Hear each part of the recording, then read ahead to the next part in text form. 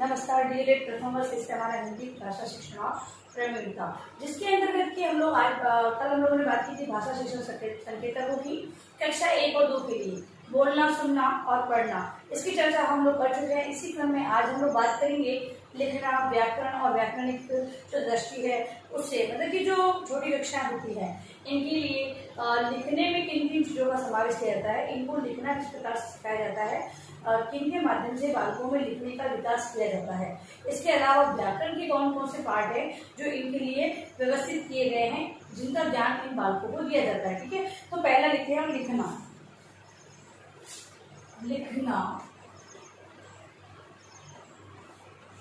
लिखना के अंतर्गत शब्द और वाक्य स्पष्ट रूप से लिख सकना। ठीक है, तो भाषा शिक्षण के अंतर्गत लिखने में बालक शब्द और वाक्य है स्पष्ट रूप से, पहली और दूसरी कक्षा के बालक है, बालिकाएं हैं, विद्यार्थी हैं, वो शब्द और वाक्य को स्पष्ट रूप से लिख सकते, इस चीज को ध्यान रखना होता है।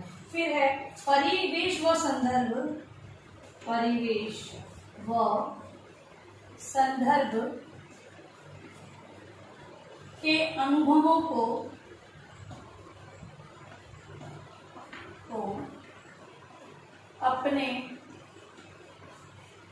अपने शब्दों में लिखना। तो बालकों से आसपास के वातावरण से संबंधित किन्हीं वस्तुओं के बारे में, सब्जियों के बारे में, फलों के बारे में जिनको वो जानते हैं, ठीक है, उनके बारे में लिखने के लिए कहा जाए तो वो अपने अनुभवों के आधार पर लिख सके। इस प्रकार माना जाता है कि बालकों को के अंतर्गत किस गुण का विकास होना जरूरी है इस जो कक्षा के अंतर्गत। फिर है किसी कविता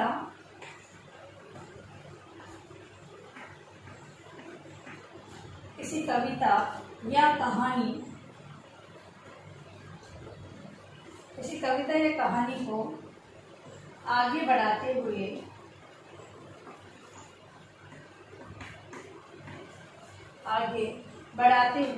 लिखना। विद्यार्थियों में इस गुण का विकास करना कि वो विद्यार्थी है, किसी कहानी को, मान लो कविता की 4 पंक्तियां दे दी जाए और बालक है फिर अपने तुक मिलाते उस कविताओं को आगे बढ़ा सके, या फिर कहानी में ब्लैंक दे दिया जाए, बालक है उस कहानी को याद करते हुए उन ब्लैंक के अंदर क्या क्या आएगा वो लिख सके। इस प्रकार का विकास हो जाना चाहिए। फिर है सुनी हुई विषय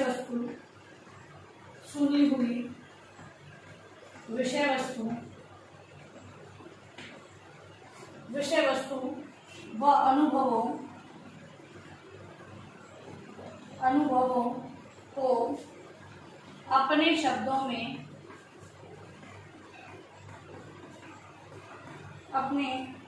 में लिखना। अध्यापक के कोई भी विषय वस्तु संबंधित जानकारी दे तो बालक है उस विषय वस्तु को जानकर, क्योंकि पढ़ना सीख गए बालक तो पढ़ने के साथ साथ वो शब्दों और अक्षरों की पहचान भी जान लेते हैं। और क्योंकि ये बात आप क्लियर कर लें कि जो पूर्व प्राथमिक की जो कक्षाएं होती है, क्योंकि बालक हम ये कहें कि राजकीय विद्यालय में कक्षा पहली से प्रवेश लेता है, लेकिन उससे पहले वो पूर्व प्राथमिक कक्षाओं का अध्ययन या आंगनबाड़ी केंद्रों पे वो पढ़ चुका होता है, उनके अंदर जो अक्षरों की बनावट है उसका विकास हो चुका होता है। तो यहाँ पर आकर बालक से अगर हम कोई बात कहेंगे या कोई घटना सुनाएंगे तो उस घटना के बारे में उससे बोलेंगे कि आप उस घटना को लिखकर बताओ, तो बालक की कहीं पर थोड़ी बहुत गलतियां, जो व्याकरणिक गलतियां हैं या वर्तनी संबंधी अशुद्धियां करेगा, लेकिन वो अपने विचारों या अपने अनुभव अपने शब्दों में लिखने का प्रयास इस उम्र के अंतर्गत करने लग जाता है। इसके बाद है प्रश्नों के उत्तर अपने शब्दों में लिखना। प्रश्नों के उत्तर अपने शब्दों में लिखना।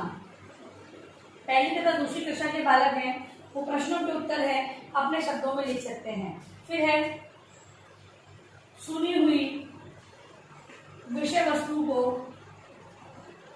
यथारूप लिखना। अंतर इतना है कि यहाँ पर विषय वस्तु सुनी तो, लेकिन अपने अनुभव के आधार पर अपने शब्दों में लिख रहा है, लेकिन यहाँ पर सुनी विषय वस्तु को वो यथा रूप में लिखने का प्रयास करता है। मतलब कि जैसे हम ये कह सकते हैं कि जो अध्यापक है उनको प्रश्न का उत्तर लिखवाता है तो वो याद करके एज इट इज उसका उत्तर लिखने का प्रयास भी करते हैं। फिर है व्यवहारिक व्याकरण। अगला है व्यवहारिक व्याकरण।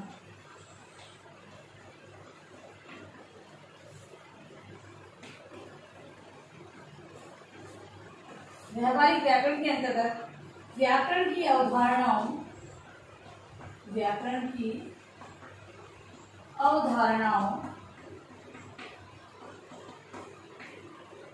की अमूर्त परिभाषाएं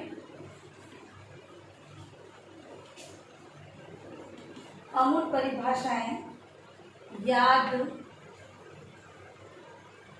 करने से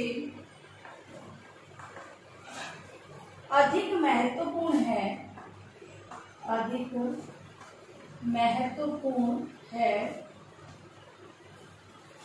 कि उन्हें वास्तविक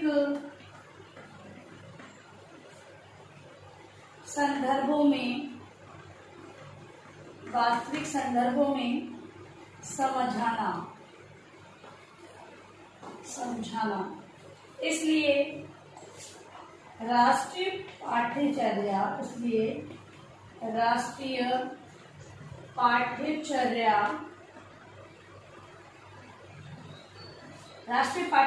की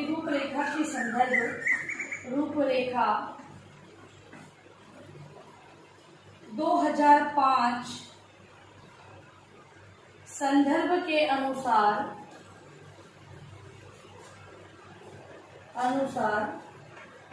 व्यवहारिक व्याकरण अवधारणाओं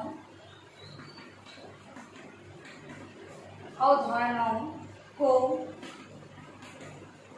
समझने और प्रयोग करने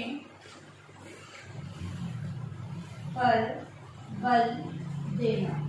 देखिए, राष्ट्रीय रूपरेखा 2005 के संदर्भ में ये बात कही गई थी कि बालकों को जो व्याकरण का ज्ञान देना है वो परिभाषाओं के माध्यम से न दिया जाए, कि परिभाषाओं के माध्यम से वो जटिलता, परिभाषा जो जटिल होती है, हम लोग सीधी सी बात अगर कर लेते हैं तो संज्ञा किसी वस्तु, नाम, शहर आदि, किसी भी व्यक्ति, वस्तु, शहर आदि के नाम को संज्ञा कहते हैं। ठीक है, मतलब ये कह सकते हैं किसी के नाम को संज्ञा कह रहे हैं, लेकिन जब वो परिभाषा के रूप में बालक कहकर उसे एज इट इज याद करता है, उसके उदाहरणों को भी वो बिट्टू जो ये कहे कि अध्यापक जो लिखा था वही का वही याद करता है। लेकिन राष्ट्रीय पाठ्यचर्या रूपरेखा 2005 के संदर्भ में ये कहा गया है कि बालकों को ये अवधारणा है वो व्यवहारिक अवधारणाओं के रूप में बताई जाए। पाठ के अंदर कोई वस्तुएं आ रही है तो उन्हें नाम आ रहे हैं तो उन्हें ये बताया जाए कि ये संज्ञा है, इसका प्रयोग हम व्याकरण के अंतर्गत करते हैं। व्याकरण की परिभाषा जो ये है, इसके अंदर संज्ञा के बारे में बताया है। अमूर्त यानी इसका मूर्त रूप नहीं होता है, हम लोग वास्तविक उदाहरणों के माध्यम से इस परिभाषा को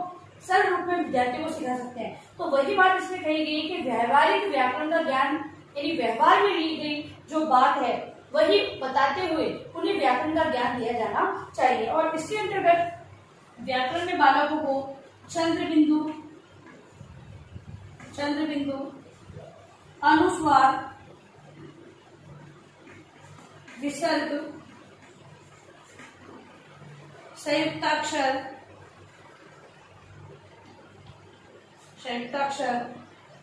र के रूप, र को अलग अलग प्रकार से लिखा जाता है, उसके रूप बताए जाए। विराम चिन्ह,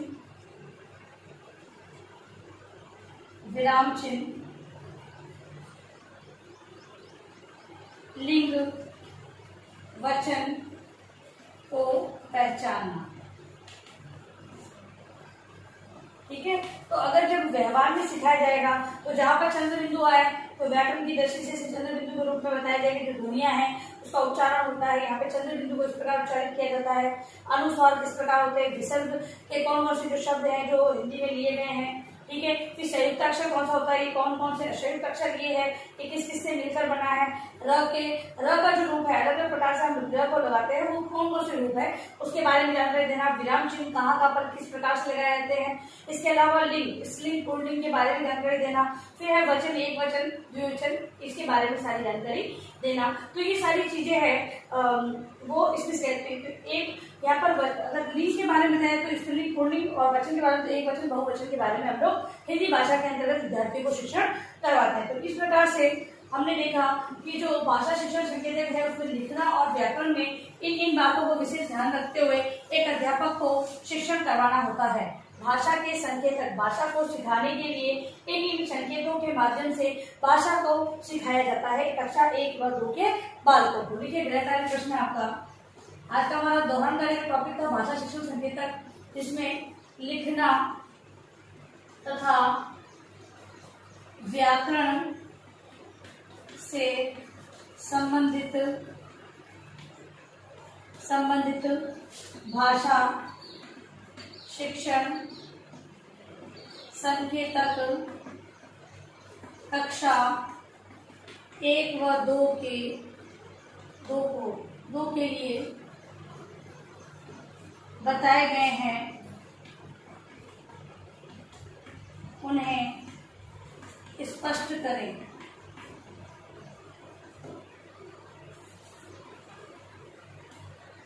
ठीक है, तो ये आपका गृहकार्य प्रश्न जिसको अनिवार्य रूप से अपने तो उसे आपको लिखना है। और अंत में इस महामारी के दौर में कम से कम आवश्यक कार्य होने पर घर से बाहर निकलते 3 मर्तों को विशेष ध्यान रखें, मास्क लगाए, सोशल डिस्टेंस बनाए, हाथों को वापस सैनिटाइज करते रहे। सुरक्षित रहे, सभी का ध्यान रखें। धन्यवाद।